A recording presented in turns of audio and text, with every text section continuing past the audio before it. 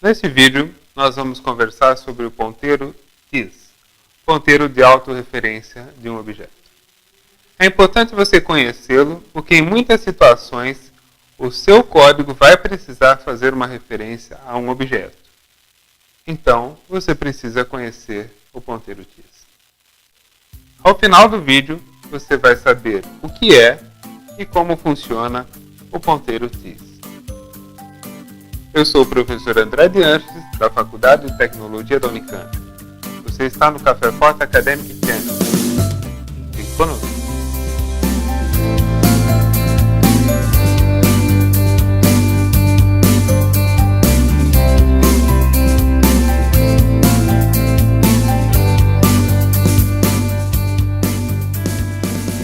No vídeo anterior, nós mostramos como você mantém a integridade dos seus objetos com o uso de construtores e destrutores. Agora, nós vamos falar sobre o ponteiro TIS, ponteiro de autorreferência. Em muitas situações, o seu código vai precisar ter uma referência, um ponteiro para um objeto. Muitas vezes, o próprio objeto precisa de um ponteiro para ele mesmo. Por exemplo, nas situações em que você vai fazer uma diferenciação entre parâmetros de métodos e atributos que têm o mesmo nome. Uma situação muito comum no Java. Também você precisa de ponteiros que referenciam objetos quando você cria estruturas recursivas, por exemplo, listas ligadas. Nessas situações, o ponteiro TIS entra em cena. Esse é um ponteiro especial, criado e alocado pelo compilador automaticamente e que aponta o próprio objeto. Então, se você tiver a necessidade de passar com parâmetro, fazer um callback ou fazer uma referência a um objeto, você simplesmente usa TIS, o próprio ponteiro de autorreferência. Vamos dar um exemplo. Se você tem um atributo X na sua classe, então TIS X é uma referência ao atributo X daquele objeto. Se você passa simplesmente o valor TIS, é uma referência de memória ao próprio objeto.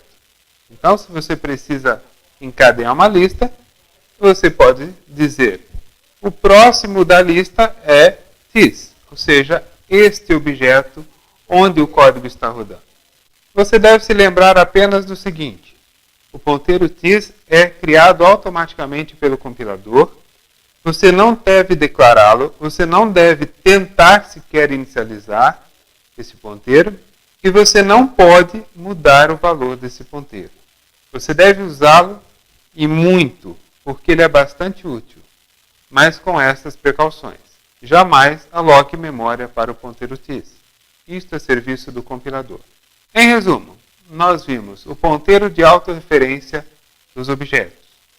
Nós vimos que você pode usar o ponteiro TIS para situações como diferenciação de atributos e parâmetros de métodos, passagem de parâmetro, callback, construção de estruturas de dados recursivas.